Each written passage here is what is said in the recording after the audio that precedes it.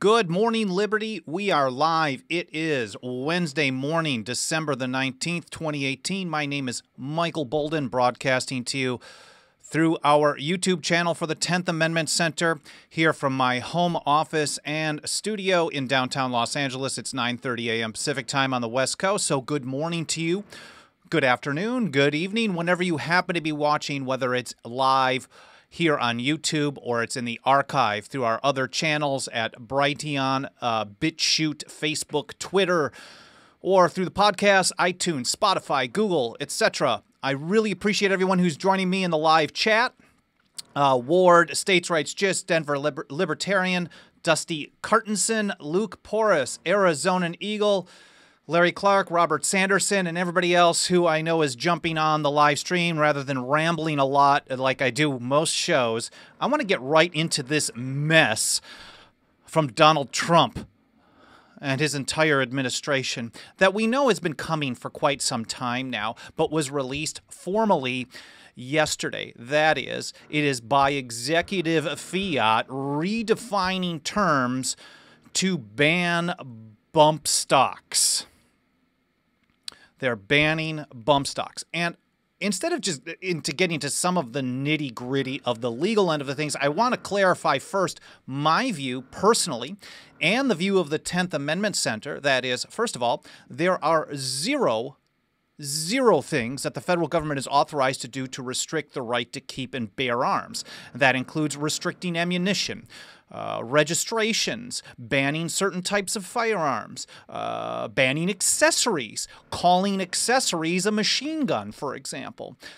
So a lot of what we talk about under the law, or what we're going to refer to, I'm going to talk a little bit about, and I did not put these links in, a little bit from a brief from Cato and also a lawsuit that's coming from Gun Owners of America. We're actually ignoring the fact on these types of things, although I understand the strategy of trying to stop these things under the current law and the approach the Trump administration is going, but no federal law on guns is constitutional in the first place. So an argument about whether or not a bump stock fits under the National Firearms Act of 1934 is really missing the more important question. And that's maybe more appropriate for us than some other organizations that are trying to chip away. We're talking about the philosophy behind it, and that is that the federal government has no authority to have any of these. All federal gun control measures, period, are unconstitutional. They are null and void to the Constitution as soon as they were passed, as soon as they were signed, as soon as they're implemented, and it's important for us to treat them that way. So the NFA shouldn't exist, the Gun Control Act of 1968 shouldn't exist, the amendments in 1986, so 68, 86, the Undetectable Firearms Act, all these things. Background checks, federal background checks should not exist. I know most of them have been supported and pushed, like the bump stock ban was pushed by the NRA. It's very unfortunate. That's why I want to focus on something more positive. Let's first talk about what's going on, and then we can talk about what can be done about it, because I don't think that going to the federal courts is really going to solve this problem, because in the end, if you don't address the fact that it's all unconstitutional, and you're just kind of tinkering around the edges, sooner or later someone else is going to come in and try to do more and more and more. They're always going to keep pushing the boundaries. So let's review what's happening. So yesterday, the Trump administration, as has been promised for a long time, released their new federal regulation regarding bump fire stocks, banning them. So anyone who possesses one of these devices, and I don't normally cover my own articles, but this is an article that I wrote, which also had a lot of research from a couple of other important people here at 10th Amendment Center, Mike Meharry and TJ Martinell. TJ does most of our right to keep and bear arms reporting on bill reports like constitutional carry and nullifying federal gun control efforts. So he does a lot of that research and background. He also has a great series on how federal gun control has been on the books for a long time, and it's all unconstitutional, basically what I'm talking about here. So I'm covering an article that is in the show notes, both on YouTube, and then also we put all of our archives and links to all of our alternate sources outside of YouTube, so all the other sources that I mentioned and some others, over at 10thamendmentcenter.com/goodmorningliberty. So this article that we published yesterday and sent out as an email blast to those of you who are on our email list The unconstitutional bump stock ban and what to do about it. Also the title of this show today. So anyone who possesses one of these bump stocks is going to be given 90 days. I mean, this sounds really authoritarian. This sounds like what we were warned that Obama was going to do. This sounds like what Nancy Pelosi has wanted to do for a long time. This sounds like what we were warned that Hillary was going to do. And I'm sure she was going to try it. But this is exactly what's happening under the Trump administration. Anyone who possesses a bump stock device will have 90 days to turn it in or destroy it. Once the final rule is published in the Federal Register, we expect that to happen by Friday. So 90 days from Friday, the federal government, under Donald Trump's leadership and him personally demanding that this happen, and the ATF, which shouldn't exist because the federal government shouldn't have any gun control enforcement agencies out there at all, but they're going to say that you have to turn it in. People are going to be immediate felons. I think it's like 500,000 people. A pretty significant number of people are going to be felons under the view of the federal government and the Trump administration. The NRA-backed, the pro-Second Amendment guy. He was a Second Amendment guy, is what we were told, that people who own an accessory, a bump fire device, are going to be a felon in 90 days. So our view, again, is that the ban is unconstitutional. Now, I want to also talk about how the ban, the approach, the actual process on how Trump is doing this is almost, to me, it's almost exactly the same as what Obama attempted to do a few years ago. I think it was 2014, 2015, regarding M855 ammunition, but failed to do so. So Trump is more successful on this executive level gun control than Obama actually was.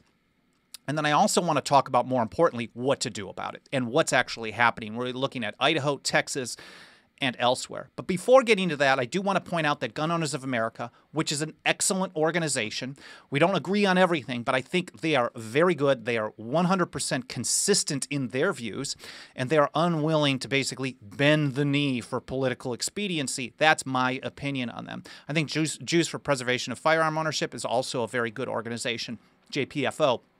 But they immediately announced that they're going to be suing the ATF on this. And they point out that, quote, ATF's claim that it can rewrite congressional law cannot pass legal muster. Agencies are not free to rewrite laws under the guise of interpretation of a statute, especially where the law's meaning is clear. The new ATF regulations, this comes from Eric Pratt at GOA, would arbitrarily redefine bump stocks as machine guns. So this is how they're doing it. They're basically saying the National Firearms Act of 1934 bans machine guns. Now, we say the NFA shouldn't exist in the first place. The federal government does not have the constitutional authority to ban machine guns. Let's set that aside. The process that Trump is using is as bad as what Obama tried to do on guns. Basically take an existing law and then try to take something current and redefine what that item is to fit within the existing law on the books. So he's saying this bump fire device is now a machine gun, which is absurd. On its own, it doesn't fire anything, so it can't be a gun in and of itself. It's an accessory. So they're redefining this device as a gun. And down the road, GOA says, could implicate the right to own AR-15s and many other lawfully owned semi-automatic firearms. If you can just take an accessory and redefine it as a machine gun and then make it illegal, what do you think the Hillarys of the world, the Bernie Sanders of the world, the Elizabeth Warren, Gavin Newsom, all these other people, what do you think they're going to redefine as a machine gun? They'll redefine a Glock or Kimber 40 as a machine gun because it's a machine that fires. At some point, that may not sound absurd anymore, but if you can turn a bump stock into a machine gun and then authorize the federal government to require people, hundreds of thousands of people, to turn in that device or destroy it, then you're setting a stage for all kinds of insanity. So even for those, and we've had a lot of NRA people tell us, I'm a member of the NRA, I think bump stocks are stupid, I don't care about this. The mentality of that is so dangerous. It cannot be underestimated. Because if you turn a blind eye, and I repeat this on this show over and over and over, I talk about how George Washington talked in his farewell address about turning a blind eye for political expedience or for desired results. Turning a blind eye to the Constitution, this is going to be the end of liberty. And John Adams, years before, in his really good years, pre-revolutionary times, talked about nipping the shoots of arbitrary power in the bud. You don't wait until the arbitrary power is taken hold. You nip them in the bud. And this is arbitrary power. This is an executive branch that is not friendly to the right to keep and bear arms, even though they claim that they are. Arbitrarily redefining terms to make them fit their personal goals, to ban and control people. And this is extremely, extremely dangerous. So kudos to GOA for taking action on this. I know, for people who know me and know our work at 10th Amendment Center, we always kind of poo-poo efforts to sue in court. But I do think that there is a piece of the puzzle, because the more ways, even though we won't do that, we have signed on to a brief in the past, I think on NDAA, but even though we don't do that because we don't trust federal judges to limit the power of the federal government because they're part of the same team. We don't trust that. The federal judges are part of the federal courts, which are part of the federal government, and they are part of the problem. So I think that's a bad strategy for us to advance liberty. But it's kind of it's a pincer move. So the more that you tie up their resources and you create roadblocks for them implementing things, the better it is. If you just try to sue and rely solely on that, you're in big trouble. But I'm very happy that GOA is doing that. They do actually support our efforts pretty regularly and have done so for a number of years to undermine and nullify these acts on a state and local level. So they are broader thinking than just we'll go to court and hope that the courts get the job done. So I also want to check in at the Cato Institute, and Ilya Shapiro and Matt LaRochiere wrote an article on this, kind of just clarifying this again. The administration, they write, argues essentially that because the statute did not provide a separate definition of the terms automatically and function, that they get to insert their own meaning. They just get to create a definition out of thin air. Now, in this case, they write, the existing law specifically defines machine gun. Several administrations have reviewed bump stocks and repeatedly determined that they don't fall in that category as a machine gun. As a matter of fact, the awful, horrible gun grabber, Barack Obama, his ATF specifically reviewed bump stocks, and they specifically made the determination, even though they probably wanted to get rid of all kinds of guns, if the worst gun grabber that has occupied the White House in modern times, Barack Obama, determined that bump stocks did not fit within the National Firearms Act. We don't have the authority. This was the limited government guy in comparison to the NRA-backed guy who says, oh, no, we'll just change the definition. I like getting things done. You know, I'm tired of all the winning, to be honest with you. So they just made the case, again, that they can just change the terms and make it fit.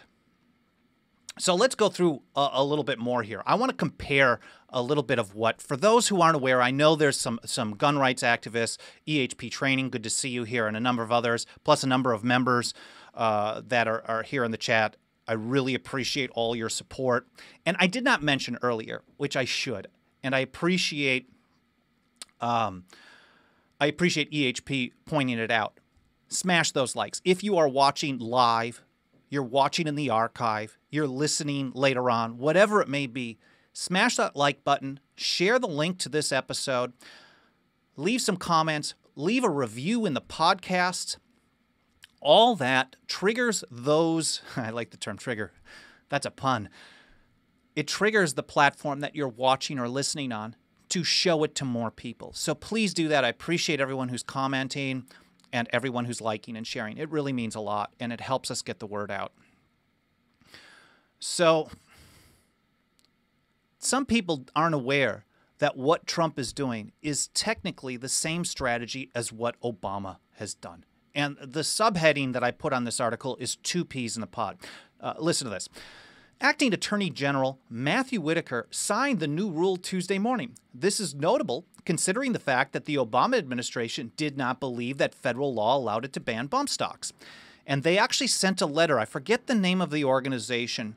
It was a business that they sent a letter to regarding this. They said, quote, "The stock has no automatically functioning mechanical parts or springs and performs no automatic mechanical function when installed." This came from the Obama administration's ATF technology chief. And they continued, "Accordingly, we find that the bump stock is a firearm part and is not regulated as a firearm under the Gun Control Act or the National Firearms Act." Again, I should repeat, the Gun Control Act of 1968 and the National Firearms Act of 1934 are both unconstitutional monstrosities. They shouldn't exist. But if you are just reading the language of it, the Obama administration actually took the correct view on this, and the Trump administration is worse than Obama.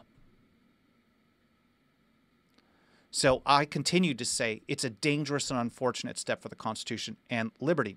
They also actually are taking a strategy play out of the Obama's administration's playbook. So back in 2015, it may have been 2014, someone can correct me in the chat if I'm wrong on this, Obama wanted to ban M855 green tip ammunition. And so what did they do? They put out a proposed rule change that was going to include this as armor-piercing ammunition. And they were just going to redefine this ammunition as something that would fit under, I think it was the Gun Control Act. I'm not 100% sure on that. But they were the process was they were just going to take something and say, okay, well, now this fits a definition that's already on the law books, and so therefore we can ban it. And that's exactly what the Trump administration is doing. And that's what I think the great irony is here, and the great danger, and the warning that you cannot rely on anyone in Washington, D.C. to protect your right to keep and bear arms or protect your liberty. They cannot be trusted. As soon as they get in power, they may sound good when they're running for office, but as soon as they get in power, they are going to use the power that has been handed to them as a floor, not a ceiling, not a limit of power, and they're going to expand it. You don't know what's going to come up. And they're going to blame things, and they're going to, well, they're just bad people. So here's the irony. An administration widely believed to be in favor of more federal gun control, that's the Obama administration, rejected the notion of banning bump stocks under current federal law, while an NRA-backed administration widely believed to be in favor of the Second Amendment has aggressively pushed to get it done anyway. In short, Trump is using Obama's tactics to push more federal gun control. And both efforts, both administrations, were totally unconstitutional in their effort. And the next section of the article, I talked about how there really is zero authority for the federal government to ban, regulate, control firearms. The right to keep and bear arms shall not be infringed. There are no exceptions. The right to keep and bear arms shall not be infringed except unless there's a tragedy or except particular devices that the president thinks that should be gone. That's not what the Second Amendment. It says shall not be infringed, period. There's no more than that. So more importantly, though, is what to do about it.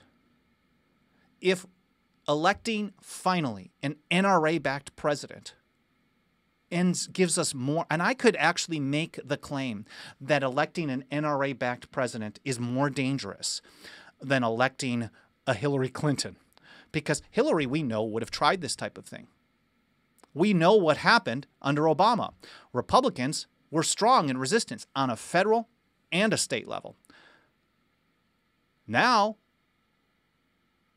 Trump gets in, the NRA supported him, and we're getting more gun control because there is no resistance, because a vast majority of the power centers in these political parties care more about the political party and defeating the opposition than anybody. It's almost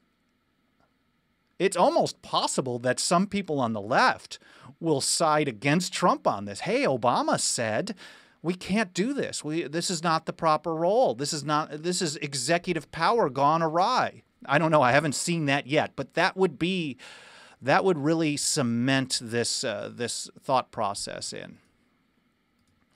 So the important part, again, is the strategy. What do we do about this? Relying on Washington, D.C. to fix this problem is not going to work. We have to stop this. And of course, it's not going to stop immediately. There is, if we're going back to 1934, there is almost 100 years of unconstitutional federal gun control in the books that needs to be rejected, resisted, and nullified.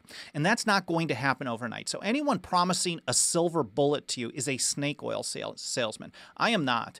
I am suggesting to you a strategy. I'm advising you a strategy that is the same advice as the founders. And I'm also pointing out that it will not change overnight. It's going to take a step-by-step approach. It's going to take a lot of work, a lot of time. It's going to take finances. It's going to take a struggle to stand for liberty, because the best things in life don't come free, right? So we've got a lot of work ahead of us. And hopefully this is going to be the tipping point that will get people in the right to keep and bear arms community to stop relying on Washington, D.C. to fix things, because they are awful and evil. So the important part here is the federal government relies on state and local law enforcement to enforce almost everything, especially the ATF. And this goes for every other agency too. So even environmental regulations, in most states, the EPA does not do the enforcement. They basically turn it over to state EPAs or state environmental departments, and they do the enforcement. So the states handle almost everything. Now, back in the last so-called shutdown, now I know they're talking about shutdown, and we could do a whole show on this, but the notion that they're shutting down government is absurd. They're closing a few parks, and they're cutting off I would love to see a real shutdown. A vast majority of what the federal government does, it shouldn't be doing, and maybe a small number of things would be an inconvenience. But if you clear out 95% of all the bad stuff, that would be wonderful. But that's not happening. So in the last time that this was a big issue, this was back in 2013, the National Governors Association issued a press release. They were really concerned about this. And the important and glaring statement for our discussion today was that they pointed out, quote, that states are partners with the federal government on most federal programs. They're just reinforcing what we've been saying for so many years. States and feds work together to enforce almost every federal program or implement them. So we're not even just talking about enforcing criminal activity or so-called criminal law or law. I shouldn't call it criminal because the Trump administration is trying to criminalize people for owning a product, hundreds of thousands of people. So it's not even just enforcing specific laws, but it's also the regulatory structure. But here's the good news. Partnerships don't work too well when half the team quits. So if the states stop being partners with the federal government on most federal programs or on a single federal program, then that federal program falls to pieces. And the ATF, it's a big deal. We actually looked it up, and the link in the article here, which of course is in the show notes, we know that the ATF has just over 5,000 employees. Now, this was as of 2015. I don't know if the Trump administration has ramped up employment at the ATF. Even if they did, I know that they tried the number of employees, enforcement and removal operations, ERO agents for ICE, immigration enforcement, was about the same number, 5,500 or so a couple years ago. The Trump administration wanted to triple that to 15,000. I think they got it up to like 8,000 after a struggle. So they have done some increases, and that was considered significant. So even if they increased the ATF, and we should really look at this just to make sure, but as of 2015, there was only 5,000 employees, and only a third of them are in administration. They're pencil pushers, answering phone calls, whatever it may be. I don't know who's calling the ATF, but they're doing administration work. So my government math, I went to a government school, so I probably don't do math well without my phone. But the fact of the matter is, it's about 3,500 to 4,500 employees for the entire country handling enforcement for the ATF. And with that manpower, they close somewhere between 8,000 and 10,000 cases per year. This is investigation, raid, prosecution, about 8,000 to 10,000 cases per year. And this is what I wrote in yesterday's article. And I think this is the most impactful message here. I talked about this at a speech for the Mises Institute in San Diego in early 2017 as well. Also on the Contra Cruise with my friend Tom Woods, I pointed this out. Quote, in theory, say there were 10 or 11 million people owning undocumented short-barreled shotguns, in violation of the National Firearms Act. There is absolutely no way that the federal government would have the resources to stop them without significant support from state and local law enforcement. The message is pretty clear. If they try to ban things and people don't comply, they don't have the manpower to stop them. And you don't, and I should actually pull up the Jefferson quote, but it's often been a quote of the day. A free people claim their rights as from the laws of nature and not as a gift from their chief magistrate. And this is an act of claiming one's liberty. Even if the federal government says you can't do something, that is your natural right. You do it anyways. We've seen it happen in the past. So in 2014, Judge Ed Napolitano was on Fox Business, or maybe Fox News as the judicial expert, talking about this because we had been pushing for a few years state-level bills to ban resources for the enforcement of federal gun control efforts. And so they were like asking, this started gaining some traction, and we hope it will again, although Republicans have dropped the ball on that as soon as Trump came into office. We are asking state legislators to introduce bills, and we have a model bill here that is I have a link for as well, that they can introduce to ban resources for the enforcement of federal gun control efforts. So they asked Judge Knapp about this, and he was talking about Obama-era gun control proposals, and he said a single state, one state on their own, withdrawing resources for federal gun control measures would make any new gun control from Obama, quote, nearly impossible to enforce. That means there would be some enforcement happening, but it would be nearly impossible. And you know what? I want zero enforcement of gun control, but compared to where it is today, I will take nearly impossible any day of the week. So how do we get from full enforcement or partial enforcement to nearly impossible? You ban the state from helping the federal government enforce their unconstitutional gun control measures. And here's what Judge Napolitano said, quote, if the federal government limits guns in a state, will it need the assistance of state police to enforce those limitations? Yes, they will. And do the states have the right to refuse to enforce federal law that's against state public policy? Yes, they do. That's where we are on this. And there is a link to that if you look at this particular article. And for those of you who are watching, again, it's the one with no exceptions, the unconstitutional bump stock ban and what to do about it. It's also in the show notes, 10thamendmentcenter.com/goodmorningliberty, once we get to the archives after the live broadcast is over. But you can get a link where we actually have saved the audio to that. So there's a SoundCloud archive of that. We actually converted it to audio because Fox took down the video, surprisingly enough. So this is Judge Knapp specifically saying it's just going to make it nearly impossible to enforce. This is based on James Madison's advice in Federalist number 46, where he recommended a strategy to undermine and defeat federal programs. And he said if a number of states took this type of approach, it would create roadblocks that the federal government, quote, would be hardly willing to encounter. So you stop it by using a refusal to cooperate with officers of the Union. That's James Madison's advice that I'm just repeating. Not my idea. It's Madison. And if Madison, the father of the Constitution, says the way to defeat federal programs is refuse to cooperate with officers of the Union, I think that's a pretty damn good strategy for us today. So Robert Sanderson asks, since enforcement is a numbers issue, what if an extremely large number of people who don't own bump stocks posted to social media something like this? You're not taking my bump stock. I think that's a positive. That's when you have a culture of resistance, of nullification, and of liberty, and encourage people, that's a safe space. Well, we're talking about safe spaces for the right to keep and bear arms. You create a safe space, which should be the entire country. But I think it encourages people to be stronger. EHP training, Second Amendment Preservation Act in every single state. Existence says bump stock ban violates 18 U.S. 242, deprivation of rights under the color of law. It clearly violates the Constitution. I think that's the foundational document that we should be looking. Aviator Tom, the first gun control laws were passed in the early 1800s, where towns would ban carrying gowns. The ink wasn't even dry on the Second Amendment. Now, that's another show. That is another show. That at the time they did not consider the Second Amendment as applying to the states. It was originally drafted as only applying to the federal government.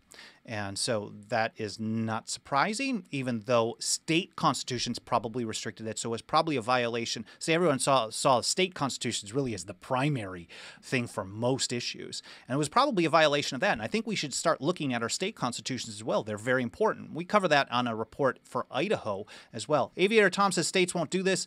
Not necessarily the case. We actually know states, a state and a half already is doing this, and we've had a very positive feedback on doing more. Now, states have been doing it in large numbers on weed, and 15 years ago, someone could have said the same thing.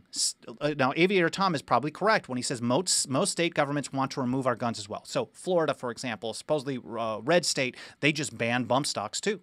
Of course, state governments are horrible. But it's easier to make it popular for them to do the right thing just almost by accident, by pressure. The point is, they have been doing this. They do it on weed. They do it on immigration. They've been doing it on asset forfeiture. They're starting to do it on surveillance. If you really want to see how this is playing out in the states on various issues, you just need to go and see our report, Annual State of the Nullification Movement report at 10thamendmentcenter.com/report. It's 80 pages. So I don't want to get distracted in talking to all the various ways that this is already happening. We just want to see it applied on the right to keep and bear arms. We just need to get some backbone. It's going to have to happen. And it really is less about the states and more about the individuals, because it really starts with human action. So here in California back in 1996, when they passed Proposition 215 to legalize marijuana for limited, and I put limited in quotes, medical purposes in defiance of federal law banning it. And three presidents came to this state to campaign against it, talking about the Supremacy Clause. They also lost in the Supreme Court, and they do it anyways. When that happened and the state was on its own, it was very much, the deck was stacked against California at that time. People went to jail for decades. One early guy got arrested and died in prison. They were putting people in long prison sentences for weed back then. It was a very aggressive enforcement from the Clinton administration, from Bush, and then Obama before it really fell off in the second term of Obama, and now it looks like also under Trump. But they were very aggressive. The cards were stacked against it, and the people still did it anyways. And that's the key. It starts with individual action, and then eventually it becomes so popular that the state's like, oh, I want to get my hands on this, and we want to look like the good guys to the people of our state, and they end up following along. So the key is also individual action is the most important thing, because a state can pass whatever law it wants. Or, I mean, you can get whatever law you want passed to the states. Not necessarily. I mean, I guess within the structures of what is good to do. But without people willing to defy Washington, D.C., that state law does nothing. Because the state agents aren't going to do anything for you because they're the bad guys in most situations. They're not going to help you out. It's going to take a mass of people willing to stand strong for liberty. And again, that goes back to Jefferson saying, a free people claim their rights. It's not a free people wait for a state government to tell them it's okay. So the state government is a helpful tool in this situation. And hopefully that helps explain a little bit better, Tom, because I agree with you that the state governments are bad. But there are some strategy considerations. So the Supreme Court agrees with this process. We don't even have to fight the Supreme Court. It's rare that they get something right.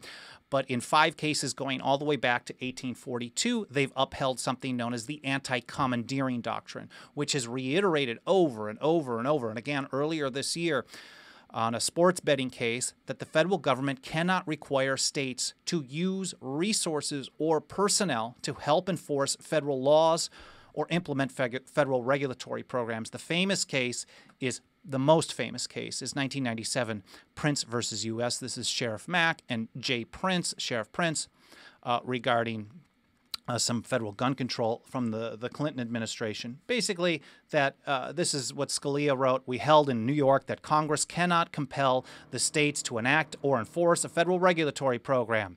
Today, we hold that Congress cannot circumvent that prohibition by conscripting the state's officers directly. So if a state takes a position, or a political subdivision of that state takes a position that they're not going to enforce a federal gun control measure, the feds can't actually force them to do anything about that. Now, how is this playing out? Is it actually happening? We believe that there are 3 steps. You have to first, I'm not going to get into too many details, but Idaho has taken the first step. On March 20, 2014, Governor Butch Otter, who I think is generally horrible, he signed a bill that bans state and local law enforcement of any federal act from the date from that going forward. Not all the stuff already on the books, but at least that date going forward, from using any resources to enforce federal gun control measures. They were addressing Obama gun control efforts. And it was very popular to do that because Obama was trying to put forth new gun control over and over and over. Well, it's on the books and it's law in Idaho. And it actually applies specifically to this bump stock ban, too. It says any official, agent, or employee of the state of Idaho or a political subdivision thereof who knowingly and willingly orders an official, agent, employee of the state of Idaho, blah, blah, blah, to enforce any executive order, agency order, law, rule, or regulation of the U.S. government upon a personal firearm, firearm accessory, or ammunition shall on first violation be liable for a civil penalty not to exceed $1,000. So it's illegal. They put a prohibition. They cannot enforce anything, any federal gun control measure on personal firearm, firearm accessory, or ammunition from the federal government from the date of the effective date of that act. It may have been later that year, but sometime in 2014. So that includes the new bump stock ban. Idaho is automatically banned from helping enforce that. So a bump stock ban will be in effect from the federal government in Idaho, just like everywhere else. But if a lot of people defy that, the ATF is going to have to look very aggressively for their own resources from other states to be able to do anything about it. So if they have to pull all their resources from a bunch of other states into Idaho to go in and shut down bump stocks, well, then another state's going to have an open opportunity because there's not going to be enforcement capability over there. And that's basically how this strategy plays out. We've seen it play out like this on weed. So when Obama first came into office, he tried to redirect and attack resources from state to state. He did it in Montana, in California, and in Colorado. And every time they redirected resources from all over the region, if not the country, they would knock down a percentage of the so-called illegal activity in that state. And then in another state, it would go up. And then they would move to that state and would switch around. So they really just don't, it's really a resource and numbers issue. And when you're talking about the ATF only having about 5,000 employees, 3,500 or so enforcement agents, this is a serious numbers problem. So also over in Texas, I reported on this a few episodes back, a couple of weeks ago, House Bill 238, the Gun Rights Sanctuary State Bill. It's a bill that bans the enforcement of any federal gun control measure that isn't already concurrently on the books in Texas. Now, Texas, this is a stronger step than Idaho in some ways, but it's weaker in other ways. It's positive. It's a step forward. And it comes from Representative Matt Krause, House Bill 238. There is no bump stock ban on the books in Texas. We linked to the Dallas Morning News, which was talking about this a couple of years ago. There is none, and it doesn't seem like there's an appetite to do so in Republican-backed Texas, but let's hope for the best that they don't go like the Florida route does. Short version is, Alaska has a similar bill to the Idaho one about using resources. I have to look at it closer to see if it specifically addresses accessories or machine guns like the bump stock supposedly is, according to the Trump administration. But the short version is every single state, and you can even do this on a local basis. So Herndon, Kansas passed Ordinance 510 around 2013 that bans the use of local resources for the enforcement of any federal gun control measure, past, present, or future. So you can do this on a local level as well. So we include at the bottom of this article here model legislation, which is available as a PDF. that you can download. And then you can either send it as an attachment or just the link to the PDF, which I have up here, that bans the type of resources from today and forward. We also have a version of it that covers all federal gun control measures, but that's going to be much harder to get past strategically. My thought is, depending on the situation on the state, you might want to just start with the new stuff, and then once you establish that framework, then build upon it. When you try to get too much done too fast, a lot of times it fails, and then people give up. They feel hopeless. So you get the model legislation, you email it to your state rep and state senator. We have the link for that as well. You just type in your address, and it'll tell you who it is. You email it to them. You ask them, be strong but courteous. You say, look, I want you to introduce this bill to help protect the right to keep and bear arms in our state from federal gun control. Period. Please do this. It's likely you will not hear back. So then what you do is you wait 3 to 5 business days, maybe right after Christmas, and Merry Christmas to everyone in advance, and you call them.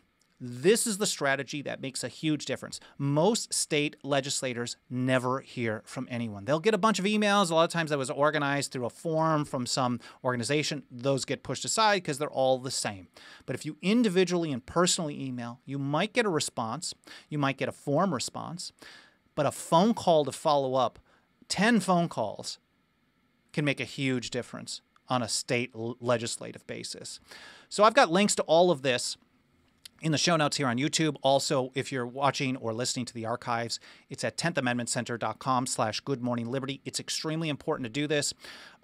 We are definitely going to be following, and on this issue, it's the same strategy that we talk about on basically everything. Step by step, refuse to participate, and then expand from there. Now, clearly, if we're talking about nearly impossible to enforce, we want to make it 100% impossible to enforce, but it's going to take time to get there. We want to stop all gun control, state, federal, and local, but piece by piece. So you can look at constitutional carry on a state level, and then these Second Amendment preservation acts to ban enforcement resources for the federals, for the federal gun control, and then we kind of work together, and it really makes a 1-2 punch to help support the right to keep and bear arms on a state-by-state basis. Community by community sometimes. So I hope you found this interesting. I hope you found it insightful. I'm really pissed off about it. I don't know if you can tell, but I really appreciate you all joining me. There's a lot of people here in chat, EHP Training, Ward Lawrence, 2V News, Joel Existence, Robert Sanderson, Dusty, Luke, Arizona, and Eagle. Who did I miss? Matt Hugh, awesome, good to see you. Aviator Tom, Ward Lawrence, and everybody, whether you're watching live or later on in the archives, I appreciate you spending some time with me today. Let's get to work. It's about 10 minutes worth of work to email this information over to your state rep and state senator. That can make a lot of difference. Please share the link to the show, share the link to the article, and let's get some people on board to take action instead of just talking about it. I like talking about this stuff, obviously, but we have to take action to advance our liberty. So in advance, Merry Christmas. I will have one more show before Christmas on Friday morning at 9:30 a.m. I'm taking at least one day off, maybe 2 or so next week, but I'll do an update on YouTube to let you know when the next live broadcast will be after Friday. And again, thank you again for watching, and I hope you have a great day.